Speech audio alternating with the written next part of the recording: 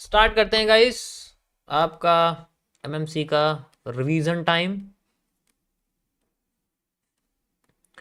तो revision time में मैं आपको कुछ पैटर्न के बारे में बताना चाहता हूँ। ठीक है, कुछ पैटर्न ऐसे जिसमें हमें सप्लाई डिमांड को ये सोचने की ज़रूरत नहीं है कि हमें आधा ही यूज़ होगा या पूरा यूज़ होगा। किसी किसी जगह पे हम उसको पहले से ही सोच के रख सकते हैं कि वो पूरी यूज़ होगी या आधी यूज़ होगी। ठीक है, तो ये वाले आपके जो कॉन्सेप्ट है वो शुरू होंगे। सो ये रिवीजन है।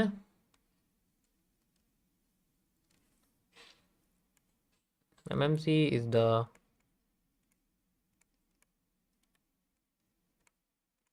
भाई कॉन्सेप्ट टाइम हो गया। अब 2 मिनट के लिए चुप हो जाओ प्लीज़। मेरी बस यही दरख्वास्त है, इसके अलावा मैं तुमसे लाइक कमेंट और सब्सक्राइब तो मांगता नहीं हूँ। एक चीज़ मांग रहा हूँ चुप होने के लिए, बस वो कर सकते हो तो अच्छी बात है, वरना मेरे मॉडरेटर हैं ही, वो कराई देंगे। नहीं तो मैं यहाँ से भी बंद कर सकता हूँ। तो यहाँ पर मैं आपको एरिया बताना चाहता हूँ कि half supply and half demand कैसे कब यूज़ करते हैं। मोस्ट इम्पॉर्टेंट टॉपिक है ये, हाफ डिमांड एंड सप्लाई। कैसे हम लोग काम करते हैं इनके बेसिस पे, कब इसको आइडेंटिफाई करते हैं। ठीक है, तो मैं इसके लिए आपको सबसे पहले एक पैटर्न से रूबरू कराना चाहूंगा जिसका नाम है the sneezing wedge. The sneezing veg.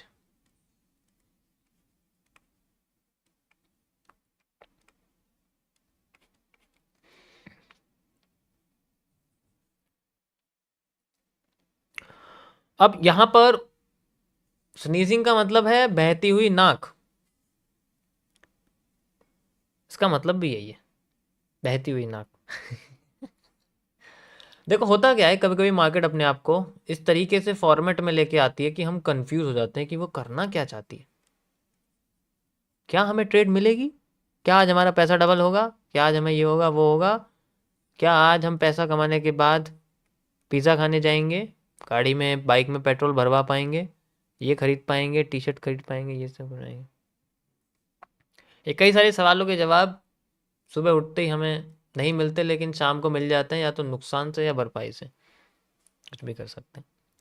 तो जो हमारे पास ऐसा स्ट्रक्चर बने कि मार्केट अपने आप को इस तरीके से लेके आए, इस तरीके से लेके आए, एंड देन फिर एकदम से बड़ी सी मूव नीचे आ जाए। अब यहाँ पर क्या सोचेगा बंदा, स्ट्रक्चर तो बन गया, यहाँ इस स्टेट में क्या सोचोगी, एकदम मार्केट नीचे गिर गई, अब तो वो नीचे ही गिरनी है।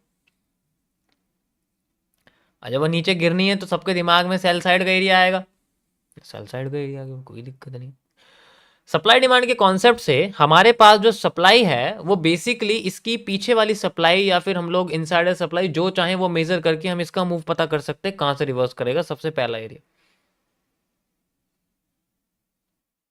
ठीक है, या तो हम यहां से लेके यहां तक की सप्लाई मेजर कर सकते हैं। अरे ये टेढ़ी क्यों हो गई सप्लाई, रुको गाइस थोड़ी सी मैं सही करता हूँ इसको। यहां से लेके यहाँ तक की सप्लाई, और मैं यूज करूंगा यहाँ से लेके यहाँ तक, और ये इसकी डबल हो जाएगी, जस्ट लाइक दिस। ठीक है, तो ये जो सप्लाई है मेरे पास यहाँ से लेके यहाँ तक आ गई है, यू कैन सी। अब हमें पता मार्केट अपने आप को यहाँ तक ला के रिवर्स कर सकती है।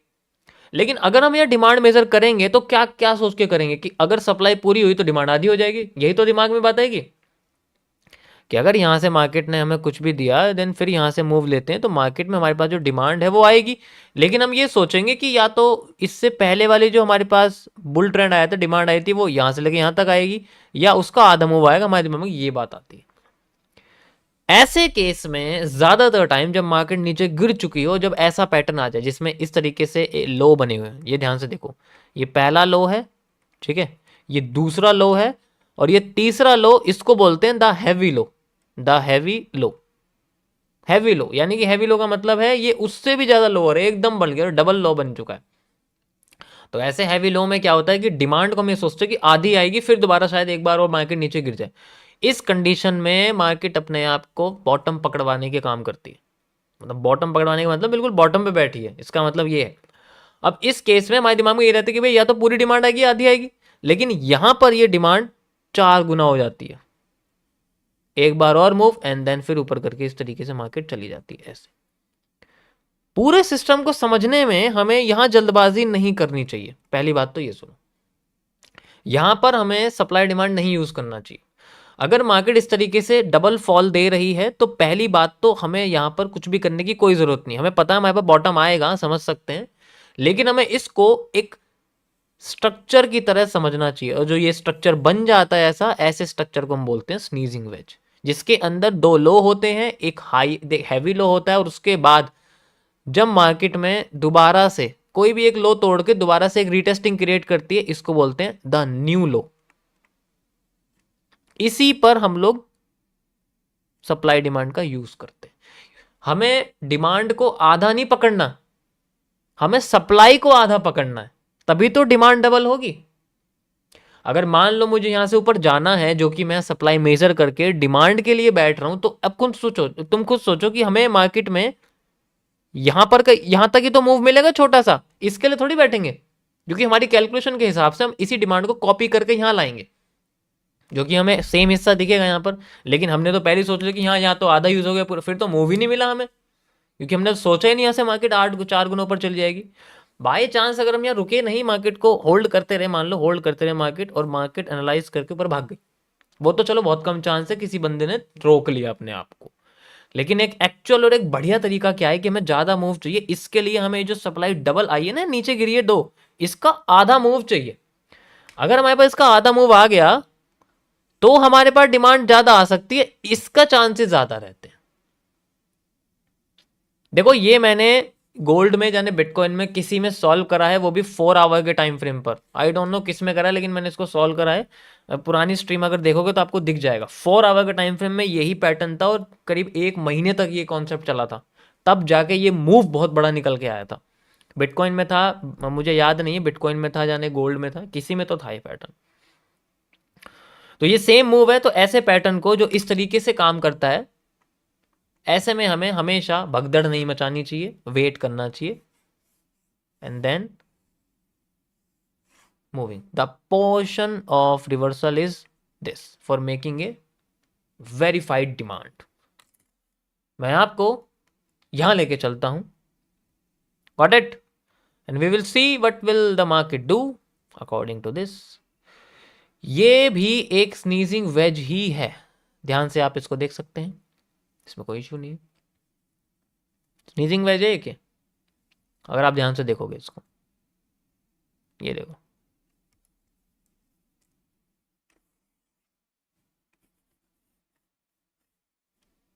इसको समझना बहुत मुश्किल है, क्योंकि स्ट्रक्चर में हम तो बॉटम पकड़ने की बात करेंगे ना, और कुछ थोड़ी। बाकी और कई सारे रीजन है इसके, ऐसी कोई बात नहीं है। तो स्नीजिंग वेज में ज्यादातर केसेस में जो मार्केट है वो ऐसे ही स्ट्रक्चर्स को बनाने की कोशिश करती है, एंड देन मूव अपार्ट, वो चली जाती। ये आपको ज्यादातर इंडेक्स मार्केट में दिखेगा, जो स्टॉक मार्केट के पोर्शन होते हैं वहां आपको ये ज्यादा देखने को मिलेगा। तो समझना थोड़ा मुश्किल होता है, लेकिन अगर हम इसको समझ लें, then we have a move.